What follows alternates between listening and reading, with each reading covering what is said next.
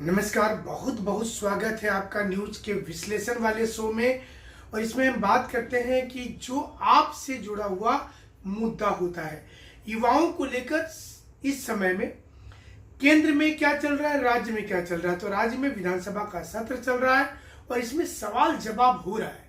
हर विधायक, चाहे उनके पास 1 सीट है, 2 सीट है या 10 सीट है, कोशिश यही है कि सरकार को कटघरे में खड़ा किया जाए और समय समय पर वो डिमांड करे कि उनको आखिर मिला तो क्या मिला।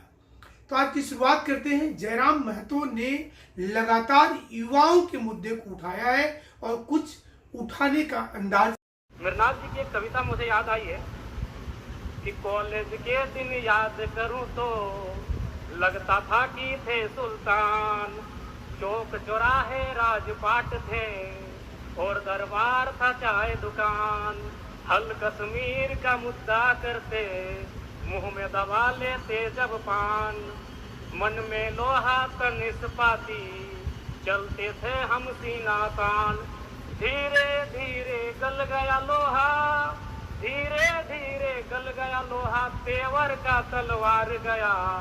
एक नौकरी, हाँ एक नौकरी के चक्कर में देखो सिकंदर हार गया। एक नौकरी के चक्कर में देखो सिकंदर हार गया। जी तो कविता से तो शुरू हुआ, फिर सरकार से उन्होंने सीधा पूछा कि आपने तो ऐलान कर रखा था पिछले चुनाव में कि भैया हम आपको 5,000 रुपया और 7,000 रुपया हर महीने देंगे तमाम ग्रेजुएशन वाले को और पीजी वाले को। लेकिन मिला क्या? कौन जिम्मेवार है इसके लिए? आंदोलन हो रहा है स्टूडेंट का। तो तमाम मुद्दे आज फिर से एक बार सदन में उठाए गए और इसके बाद सरकार का उत्तर भी आएगा। क्या आएगा उस पर भी हम विश्लेषण करेंगे, लेकिन फिलहाल देखिए आपकी मांग। युवा, सिकंदर रूपी युवा जिन्होंने एक 10 बाय 10 के कमरे के ताप में रहकर 10 साल का जीवन बिताया है एक परीक्षा की तैयारी में, आज इस बजट से हार गया किस्मत। नई इस बजट में युवाओं के रोजगार संबंधित विशेष कोई प्रावधान नहीं है अध्यक्ष महोदय। पहली बार माननीय हेमंत सोरेन जी की सरकार ने 2020-21 में बेरोजगार युवाओं को स्नातक को 5,000 रुपये प्रति माह और स्नातक उत्तर को 7,000 रुपये प्रति माह देने की बात कही थी।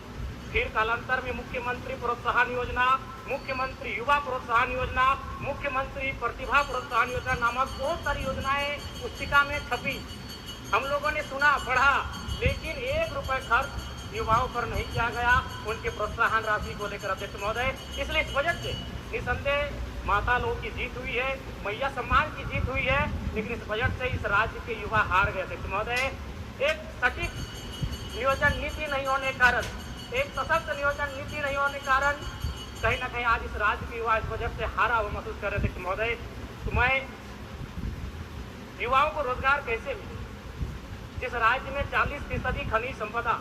अब उधर कल जब शिक्षा मंत्री बोल रहे थे तो उन्होंने बोला कि इतने स्कूल हैं जिसमें तो टीचर ही नहीं है, और जहां पर टीचर चाहिए था वहां टीचर नहीं है, और जहां पर बच्चे नहीं है वहां टीचर है। देखिए उल्टा पुल्टा है सारा कुछ।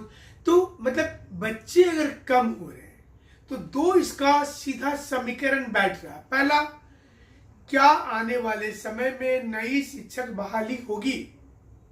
सवाल तो उठ रहा है कि नई बहाली होगी कि नहीं होगी, क्योंकि जब बच्चे नदारद हो जाएंगे तो क्या होगा, क्या विलय हो जाएगा। दूसरा उठ रहा है कि आखिर ये टीचर बहाली होने में अब किस चीज का वेट किया जा रहा है, क्योंकि जब शिक्षा मंत्री बोल रहे थे तो उन्होंने खुद बोला कि 2-3 महीने में देखते हैं आगे होता है क्या। तो ये एक बड़ा मसला आने वाले समय में होगा। और आज विधायकों ने भी अपनी जो बोलचाल की भाषा वहां पर थी उसमें बताया कि युवा को खास करके कुछ मिलने नहीं जा रहा है आने वाले 3-4 साल तक। हाँ, जब चुनाव का वक्त आएगा तो कोई फार्मूला आएगा। देश में चल रहा है इस समय में कि कुछ भी आप बोल दीजिए कि 2,500 देंगे, 3,000 देंगे, 2,000 देंगे। सुप्रीम कोर्ट ने भी बोला, हालांकि इसे लेकर अलग से डिबेट चल रहा है कि 30-35 बड़े उद्योगपति का हजारों करोड़ रुपया माफ किया गया है केंद्र में, और अगर 1,000-2,000 रुपया गरीब परिवार को मिल रहा है तो कोई इस पर आवाज क्यों उठा रहा है? क्योंकि सारा राज्यों का मिलने वाली रेबड़ी की पैसा को भी जोड़ देंगे अगर आप, तो उन उद्योगपति के कर्ज से कम हो जाता है। सोचिए कि एक एक उद्योगपति का 40-50 हजार करोड़ का कर्ज माफ करके जीरो किया जाता है। अब वो पैसा अगर गरीबों को मिल रहा है तो उसमें आवाज उठ रही है देश में। तो बड़ा कॉम्प्लिकेटेड सिचुएशन है इंडियन डेमोक्रेसी का और इंडियन सिस्टम का। देखना पड़ेगा। फिलहाल स्टूडेंट को बहुत ज्यादा मिलता हुआ दिख नहीं रहा है। देखते हैं आगे होता है क्या।